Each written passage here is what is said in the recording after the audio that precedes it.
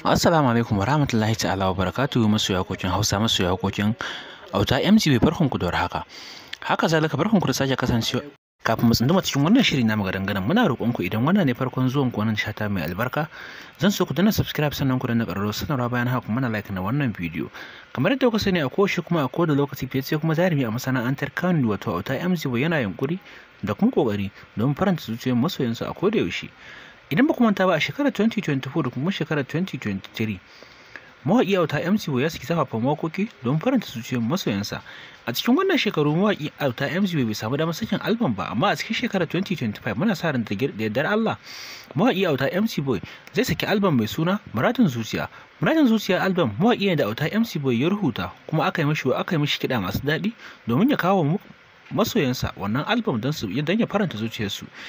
Kada ku manta idan wannan ne farkon zuwan ku wannan shata mai albarka zan so ku danna subscribe sannan ku danna ƙararrawar sanarwa bayan haka kuma na like na wannan bidiyo. Mun gode masoya haƙoƙin Hausa masoya haƙoƙin Auta MC Boy.